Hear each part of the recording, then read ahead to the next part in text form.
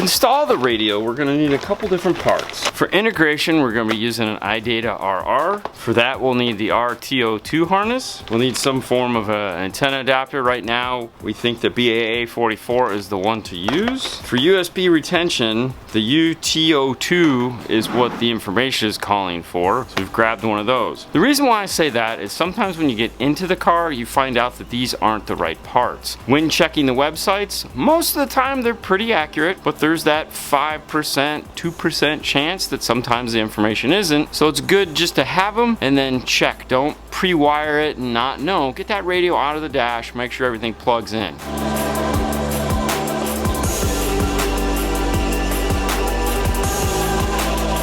As far as the dash kit goes, it is the Metra 958244 HG or high gloss. Inside of that, we have a couple different bags of parts, screws, side brackets, and then the kit itself. When you get a high gloss or painted kit like this, just go over it. Make sure there's no scratches or imperfections or anything like that. And the all-important instruction manual to tell us how to get the dash apart. There's no reason to guess. Metra does an exceptional job at making these how to remove the radio disassembly instructions. I like to glance over them real quick before I get into the car. For one, it lets me know what side of the car I need to get in first. In this case, it looks like we're going to be removing the main trim bezel across the dash where the gauge cluster is. With the instructions, it says to start from the passenger side of the panel. That means over here. This is all one big piece. Plastic pry tool. When removing a big panel like this, just kind of work it a little bit and get a feel for where it is trying to move. Gently start moving the panel out, letting it do it kind of by itself. Don't force the issue.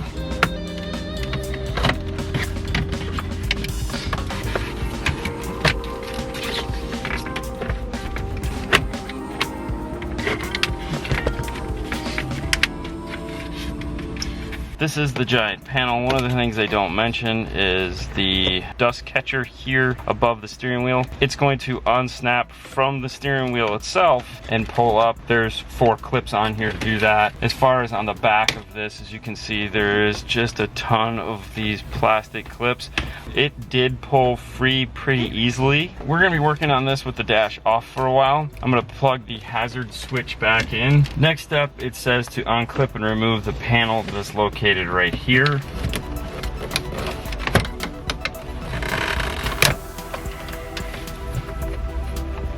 There are 2 10mm bolts here at the top, 2 10mm bolts here at the bottom. Remove those 4, and this whole piece, according to the instructions, will come right out.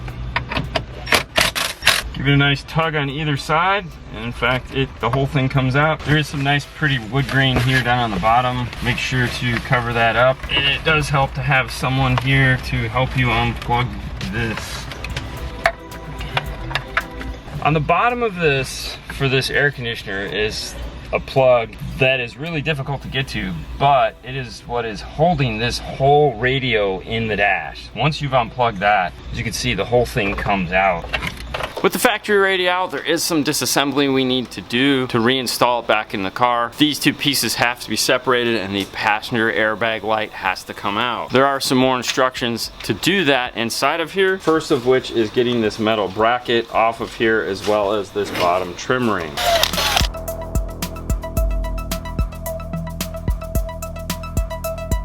Once the metal brackets are off, remove the screw here, and this side is a clip. Gently pull down.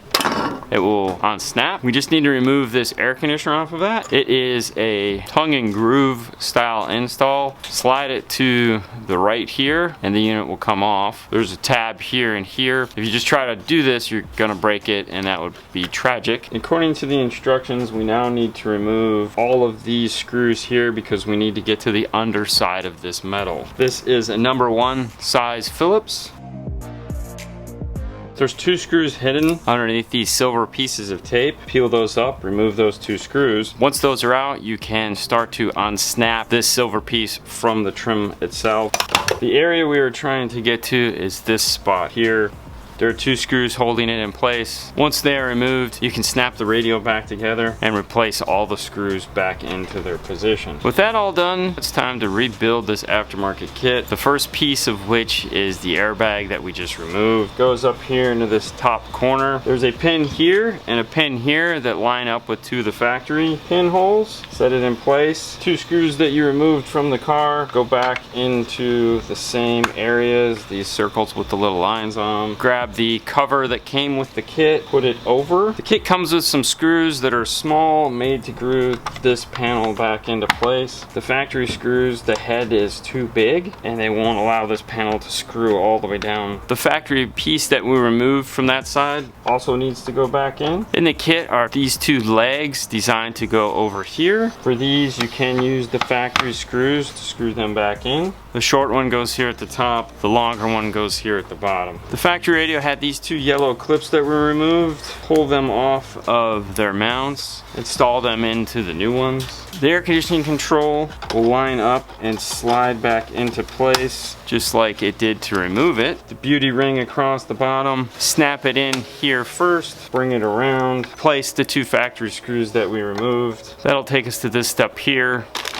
Get the side brackets. One has an L, one has an R. Screw those into the air conditioning located here at the bottom using the 2 factory screws that were removed earlier. With that done, this is the kit. All set and ready to accept our aftermarket radio. Speaking of that, let's take a look at the radio we're gonna put in. The Kenwood DNX997XR. For those of you unfamiliar with the XR line, it is Kenwood's flagship line. It is the best of the best that they make. Inside there are a trim bezel, the main wiring harness, the GPS antenna, a bag of screws, 2 USB cables, and a 4th video cable. This does not have GPS built into it. This is here for Android Auto and Apple CarPlay to make them track better because it has wireless, and the thought there is that the phone may be in your pocket, in a book bag, in a purse, and you won't be using the phone's GPS antenna, so they provide one for you to make your navigation more seamless. There's also the microphone for talking on your phone, instruction manuals, and then finally the main unit itself. There's 3 XR models in the lineup, this being the top of the line one. This one does have navigation built into it. It also has a CD DVD player. The next step down is the same radio minus the navigation but with the CD DVD player, and the step down from that is the same radio minus the CD DVD. The reason why they're all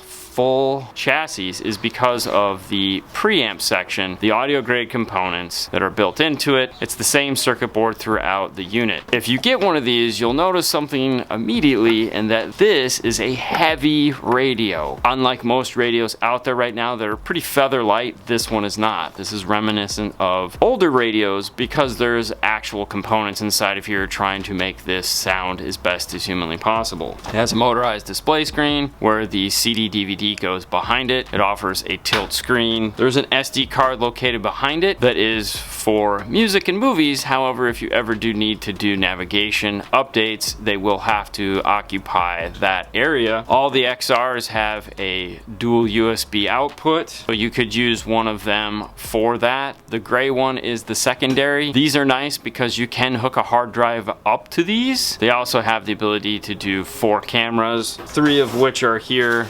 The 4th is this guy. It has a video output also if you want to take the DVD on this and output it to an overhead monitor. When prepping the unit, the first thing I like to do, grab a black Sharpie and write on the tips of the RCAs what these are for. The reason I like to do that is that as this radio ages and these paper stickers become, well, they're paper stickers, you know what's going to happen. It will be indicated on these 4 RCAs what it actually does. If someone were to take this out of the dash down the road, they would have an idea of what to plug back in. I also like to bundle these RCAs all together into a thicker umbilical cord so they don't get caught up when you're trying to put it back into the dash and one of the heads accidentally gets cut off or pinched. That's the pre-work that I do for the radio itself. We can get this screwed into the kit we've already assembled and set that aside for now. With the radio out of the dash, that means we can see if these harnesses are going to work. First one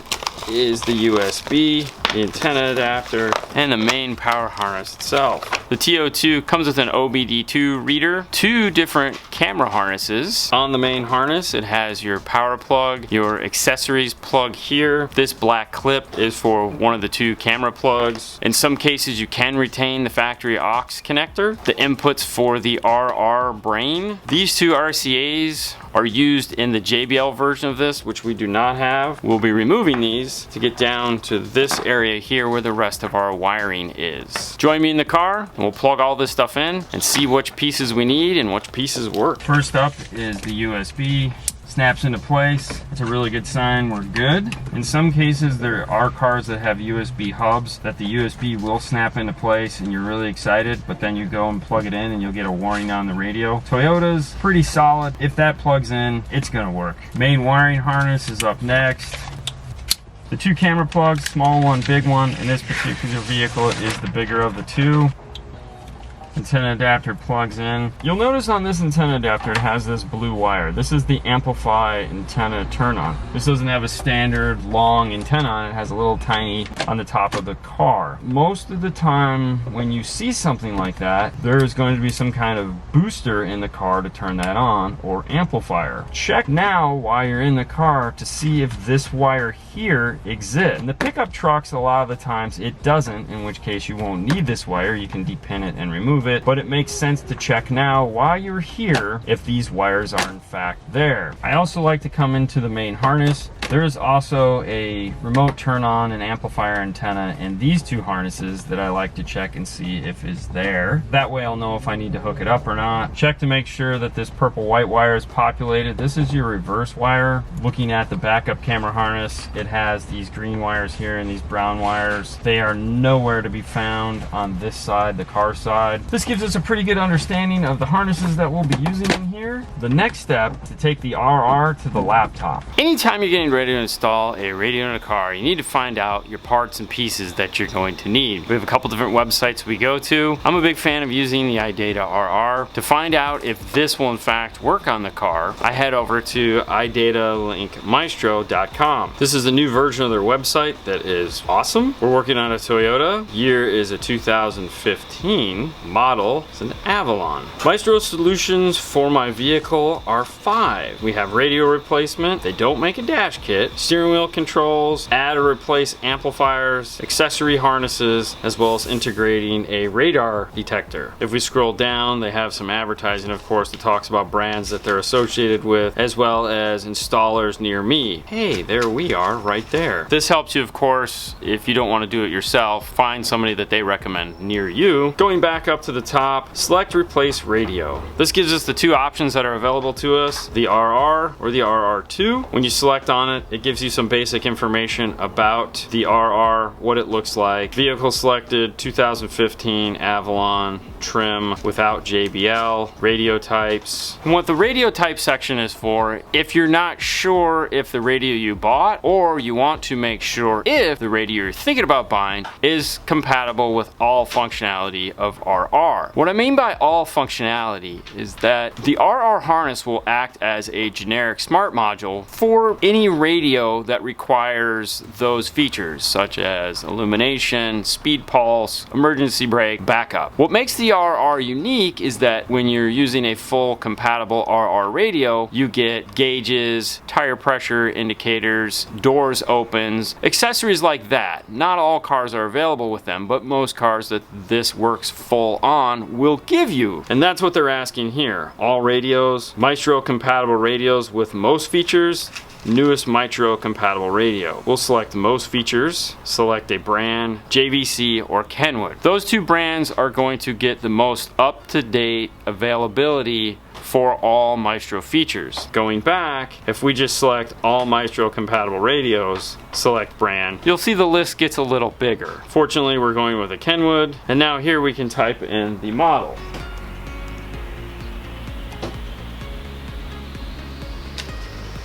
Here are some of the features that will be available to us. Reverse, steering wheel, vehicle information, radar detector, navigation outputs, gauges, advanced camera features, vehicle settings. In the top corner, you'll see where it says flash my module. which is the step we are at now. And it will auto launch the program for you. If you're signed in, just select Flash Maestro, Flash by Vehicle, and fill out the same information you did on the website.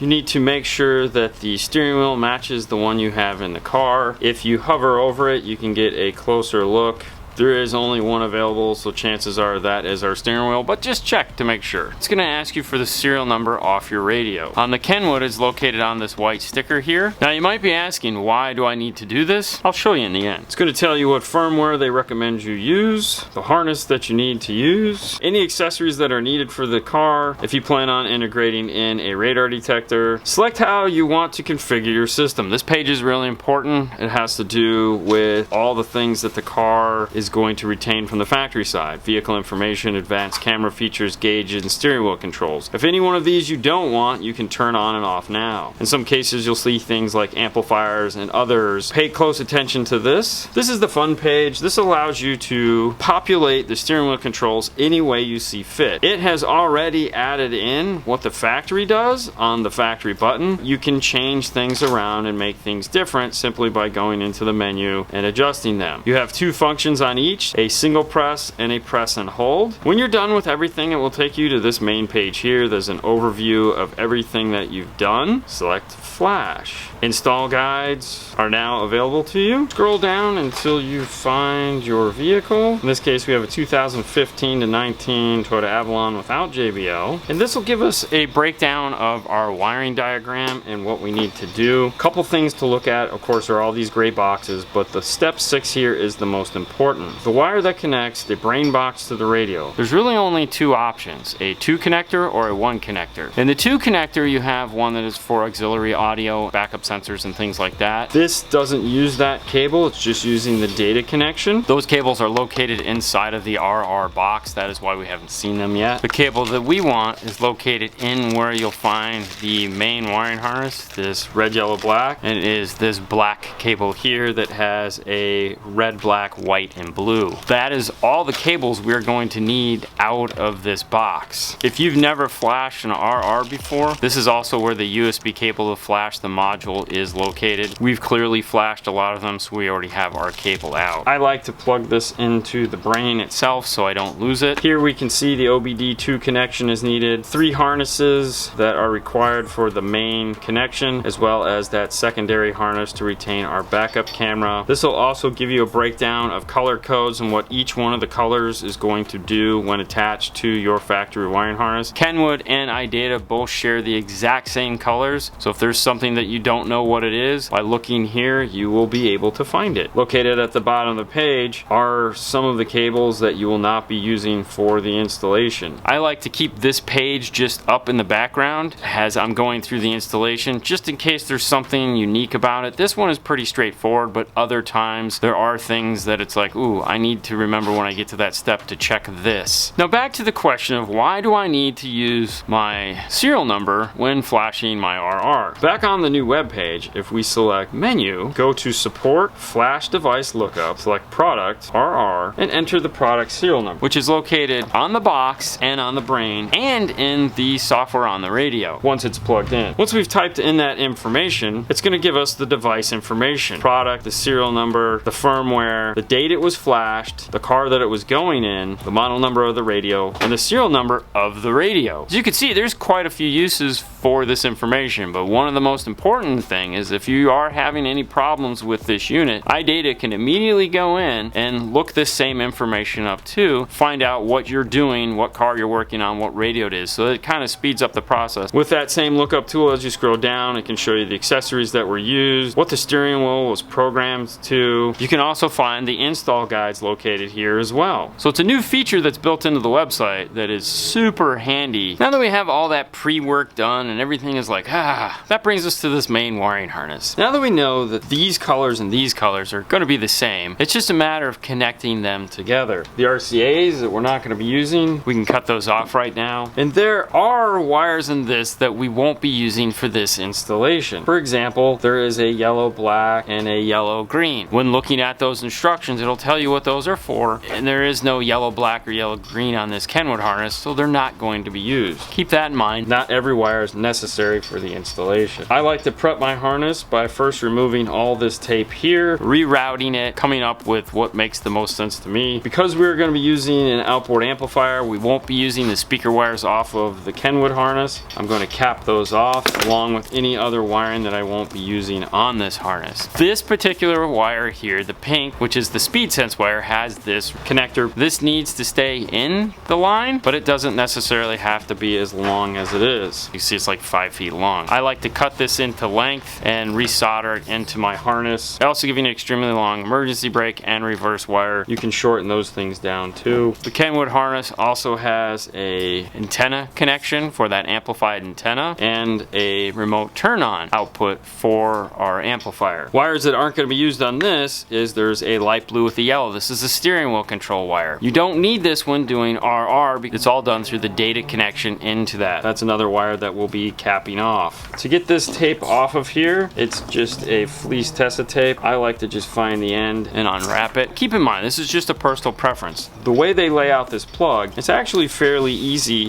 to just connect into this. They do a good job at that. I'm just a little bit more picky in my installation. It's not totally necessary. Don't feel bad, you don't have to do it. This will plug into here and give you a really nice routing T shape. And this is what I've come up with for the main wiring harness. Along here you have the brain, and that just goes straight out into the car. So these all just kind of pass along this one route here. Here's that camera plug, and then off of this is everything else. If you're going to retain the auxiliary, that's located here. The factory backup RCA is also located here. This is all our speaker wires and our remote turn on. What I like to do is take the remote turn on, and even though it's coming from here, is I loop it through the main unit and bring it out to this. That way when we connect speed wire up to this, it's all there. The remote turn on, everything go off to the amplifiers. This is the pigtail for constant, accessory, and ground. It's just teed in the main harness here. Our data connection is run up here. The factory antenna adapter, the OBD2 connection. So everything just kind of fingers off this way. And then all our connections are soldered here in this point. There's always a debate on like tape, no tape, whatever tape you want to use. Doesn't matter to me. My process for it is this. I will use two different types of Tessa tape. The exterior, which is a thicker, harder, needs to be cut with scissors and handles higher temperature, and then the fleece interior. Everything here is covered in exterior, meaning that they're just wires. There's no connections hidden beneath them. There's nothing I need to remove the tape to get to. It's purely on there as an insulator and or cosmetic integration. This area right here is where all my soldering is done. For that, I use this tape. It's easier to come off, and if I do need to do any service work, it's all easy to figure out. It's right here on this. There's this one little area right here that has that type of tape, and I can easily pull that off and get to all my connections there. Throughout the rest of the harness though, there are no connections, so there'd be no reason to pull any of this tape off. I apply zip ties to move like wires into like wires, so I like to make this bundle here across that. And that's my basic concept for building a wiring harness. One other thing is these are all the wires we aren't going to be using off Kenwood harness. I zip tie them in their own little bundle, tape them up, and put a piece of heat shrink over the end to hold those all together. With finding all of the wires underneath the seat, that means I don't need this speaker pigtail on this harness. The only thing that's going to be going up behind the radio is the remote turn on, which I have a wire for. And this we won't be needing. We can redress up this end of the wire to fit the change and the way the system is going to be done. All right, with this redone, get it into the car, get everything plugged in.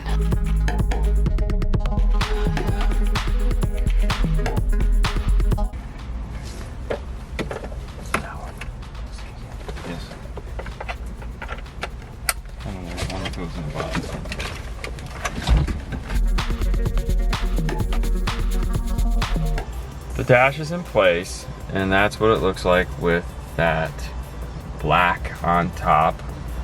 The radio is a gloss black, so it flows together rather nice.